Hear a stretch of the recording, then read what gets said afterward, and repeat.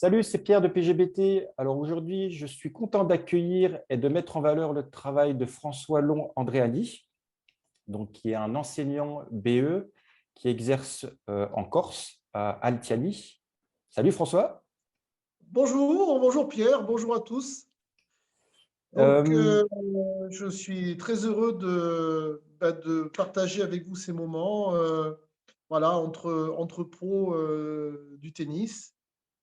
Et donc, c'est vrai, je suis en Corse depuis 5 ans. Je suis revenu un petit peu sur ma terre du côté maternel et j'ai mis en place donc une structure qui intègre l'enseignement du tennis et le développement personnel de l'enfant comme de l'adulte à travers une méthode qui s'appelle Instinctif Tennis. Et donc, je suis le représentant d'Instinctif Tennis Groupe Corse. Voilà, donc j'ai 35 ans d'expérience, j'ai 57 ans et je n'ai fait ça toute ma vie. C'est mon travail de base, c'est une vocation donc.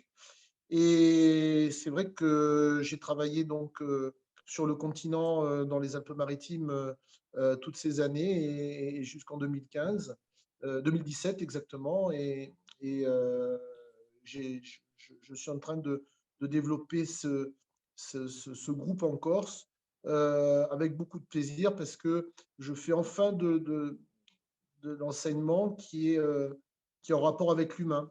Et au-delà de former des joueurs de tennis, ce sont des hommes et des femmes que nous avons à faire évoluer dans la vie et avec le plus d'harmonie possible.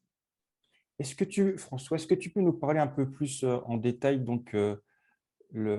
cette méthode d'apprentissage d'instinctif tennis? Est-ce que tu peux nous expliquer l'apprentissage pleine conscience, nous expliquer un petit peu Alors plus voilà. concrètement les choses? Alors on l'appelle le yoga du tennis.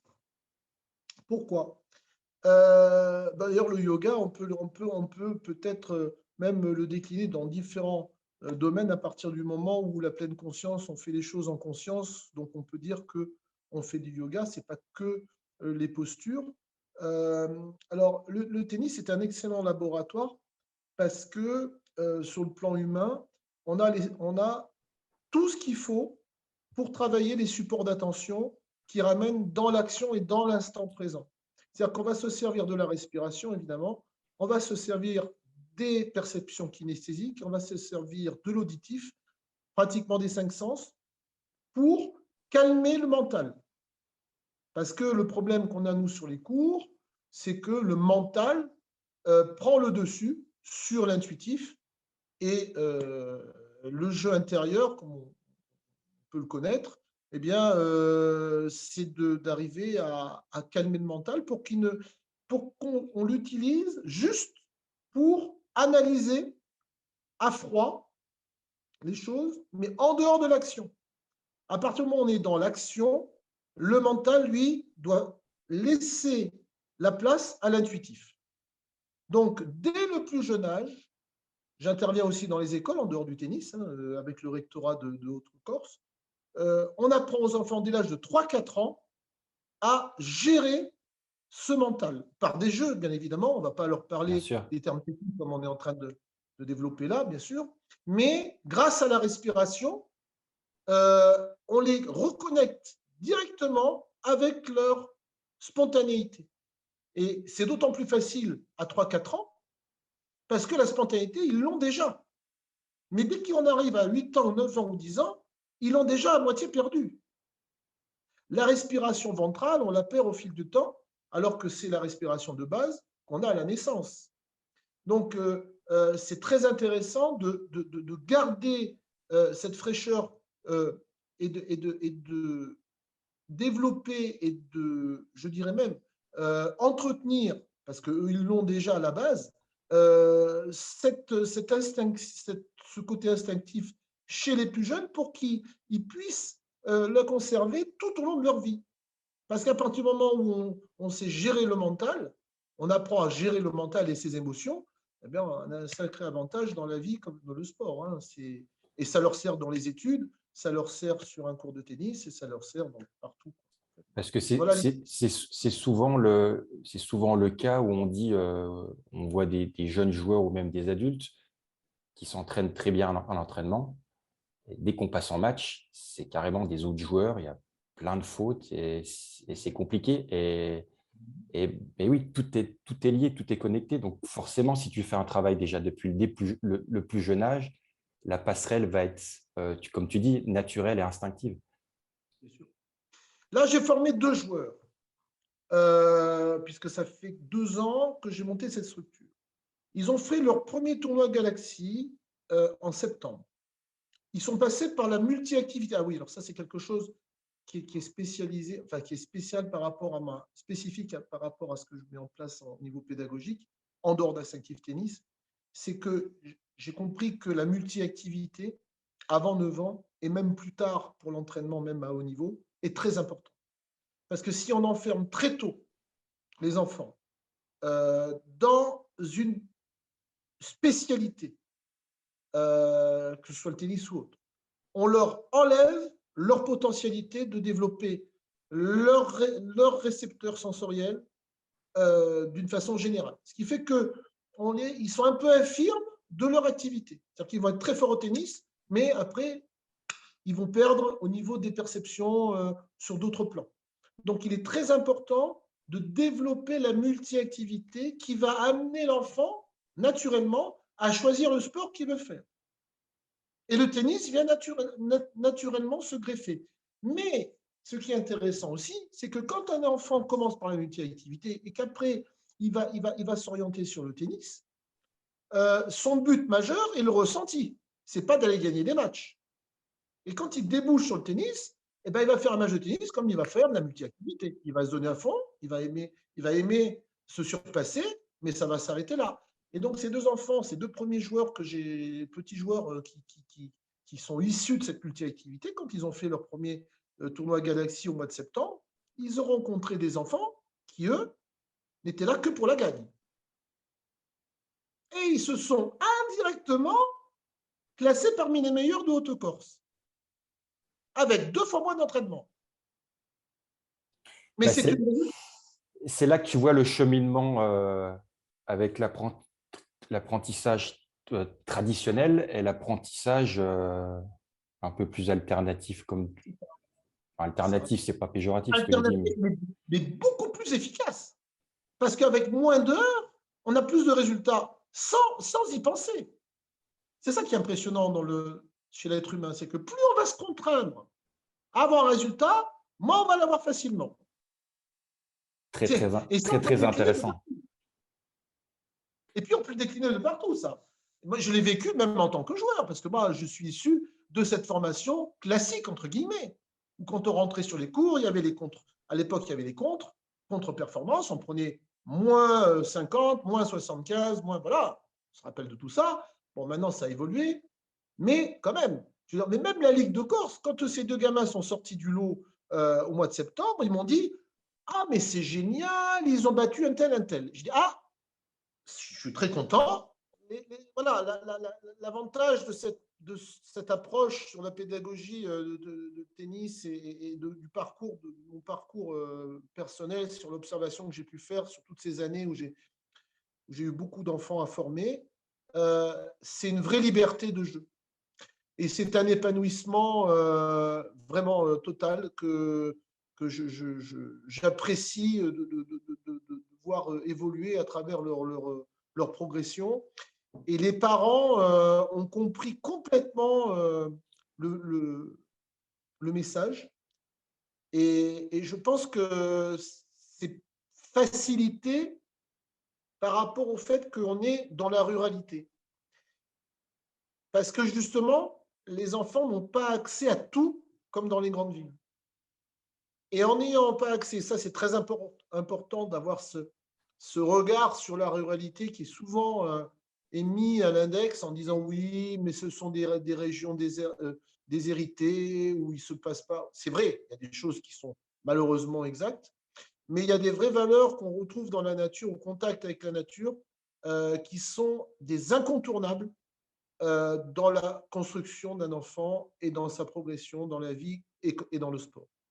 Et c'est vrai que là où on est, c'est un endroit, c'est un paradis pour les sportifs, si on peut dire, parce qu'on a tout à proximité. On a la mer, on a la montagne à une demi-heure, on a les saisons, c'est très rare sur une île d'avoir à la fois les saisons, la mer, la montagne, voilà. Et donc, pour la préparation des sportifs et pour le développement des enfants, c'est magnifique. Je leur dis, d'ailleurs, quand je vais dans les écoles, euh, de villages. J'en ai, vous savez, vous avez une chance énorme. Vous sortez de l'école, vous pouvez faire du vélo. Ce ne serait-ce que faire du vélo. Vous allez à la rivière. Les enfants dans les villes, et je les ai connus, puisque sur la Côte d'Azur, c'est maintenant du béton de Mandelieu à Menton. Les enfants n'ont pas cette liberté-là. Donc, ils sont devant les écrans. Ils sont devant. Alors, ils vont faire leur cours de sport, mais avec le nombre de personnes au mètre carré et aussi l'insécurité qui va avec, donc ça c'est encore un autre sujet, ben ils sont cloisonnés, les enfants. Donc ils n'ont plus accès à tout ça, malheureusement. Et cette vie, je dirais, libre et spontanée, on l'a encore ici. Et Tu c'est très reviens, important. tu reviens aux vraies valeurs, en fait, en développant tout ça. Oui, alors après, il ne faut pas se couper du monde non plus. La preuve, là, on Oui, a le numérique, on est bien content de l'avoir. Il faut trouver la bonne mesure en tout, en fait. Mais il ne faut pas oublier d'où on vient. C'est ça qui est important. mm. Après, on doit vivre avec son temps. On peut pas dire aux enfants, ben voilà, vous allez retourner à la nature. Non, ça ne va pas non plus. Mais il ne faut pas faire de l'angélisme sur des choses. Non, mais c'est un ensemble. C'est trouver la bonne mesure. Le trop est l'ennemi du bien. Voilà. Trop de compétition, ben, ça use. Ne pas en avoir, ne pas profiter de la compétition dans le bon sens du terme, et ben, quelque part, ça limite le surpassement de l'enfant et de l'individu. C'est la bonne mesure en tout. Et l'excès en tout, ben voilà, on sait où ça mène. Et ça, c'est quelque chose qu'il faut avoir conscience. Et c'est vrai que la nature fait partie de cette formation. Voilà. Parce qu'il y a des temps, il y a des moments aussi où les enfants ont besoin de ne rien faire, comme les adultes d'ailleurs. Et c'est bien de s'ennuyer aussi. C'est important.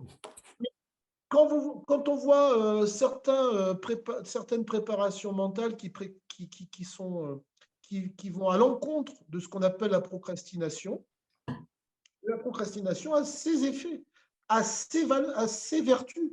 Et à force d'être dans un système où on doit toujours être rentable et avoir toujours un rendement maximum, on oublie de prendre du temps pour soi.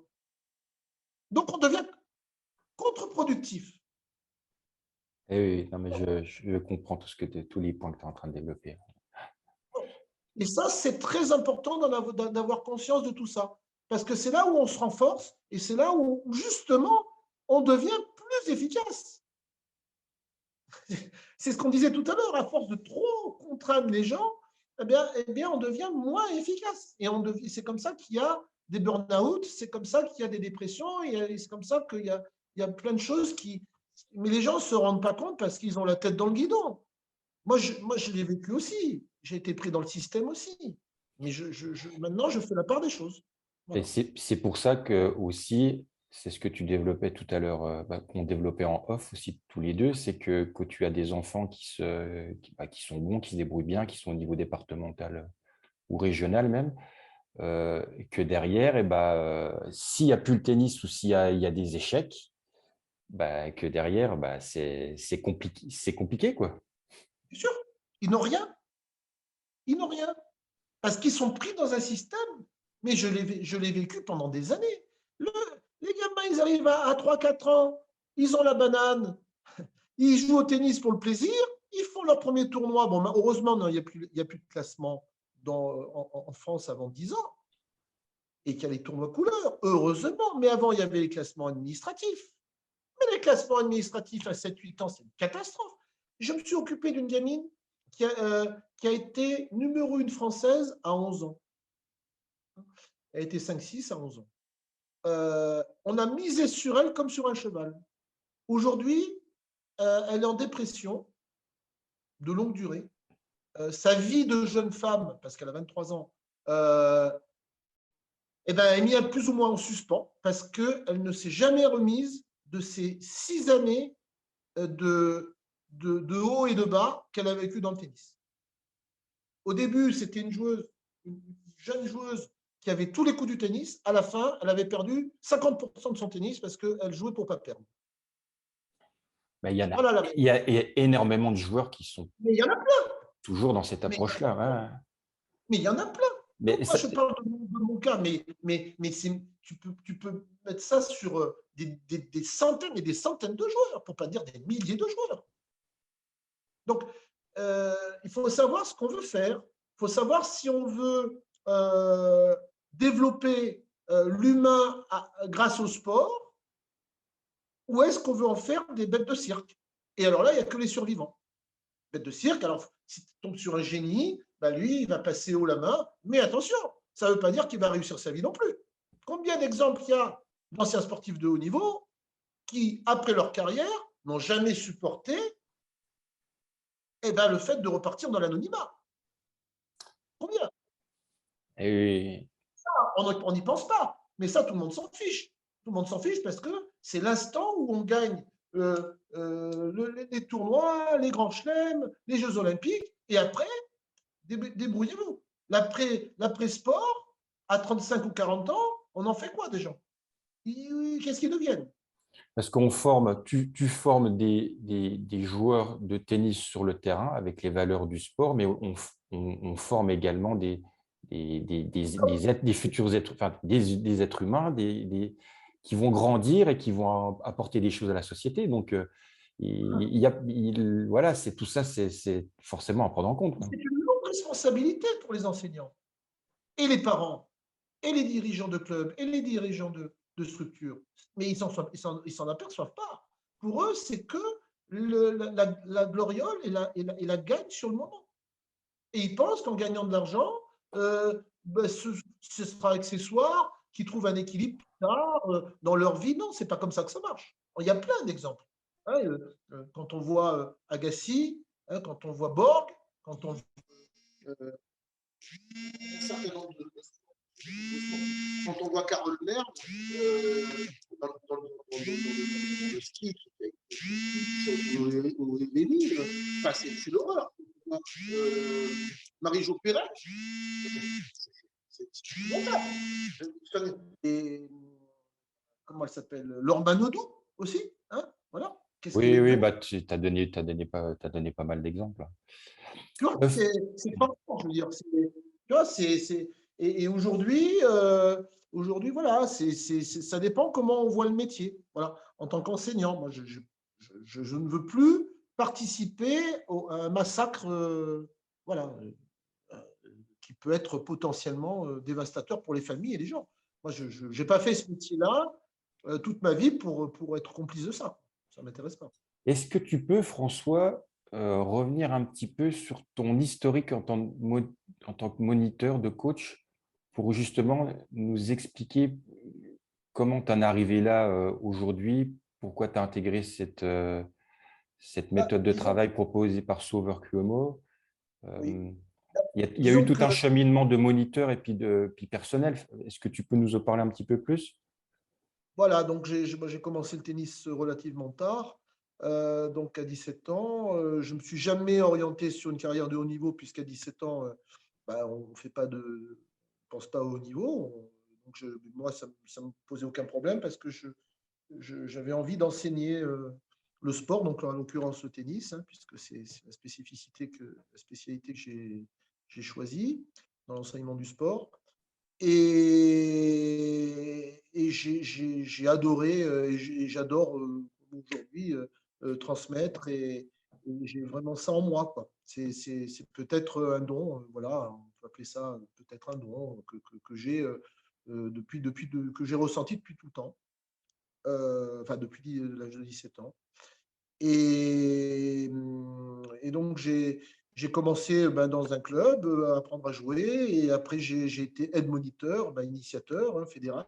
Et puis après, petit à petit, j'ai passé le diplôme d'État. J'ai aussi un diplôme avec, d'ailleurs aux États-Unis, avec l'USPTR. Oui. Je connais très Voilà. bien. J'ai eu la chance de pouvoir faire une formation avec eux, qui est très, très Très bien. Ouais. intéressant. Très intéressant. Très intéressant parce que justement, ça m'a amené l'approche du tennis avec les drills, avec plein de choses que nous, on n'avait pas avec la méthode française. Voilà. À l'époque, Une approche plus kinesthésique des choses, des choses.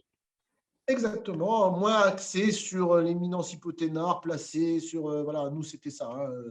Bon, après, là aussi, on ne peut pas dire que la méthode française n'est pas bonne. Elle est très intéressante, mais elle doit être complétée. Et c'est l'ensemble de cette synthèse-là qui fait qu'aujourd'hui, ben, j'ai bénéficié de ces deux formations, plus celle de Sauveur Kyomo sur la cybertennis, le cybertennis. Et donc, ça fait l'enseignant que je suis aujourd'hui, plus mon parcours personnel. En fait, on s'enrichit en permanence de différents courants qui répondent et qui résonnent avec notre sensibilité d'enseignant et d'être humain. C'est comme ça qu'on avance dans tout. Hein. Je veux dire, c'est voilà, moi, c'est dans le tennis, d'autres, ça sera dans la cuisine, dans différents domaines. Mais il faut être ouvert, je pense que c'est important. Et voilà. Voilà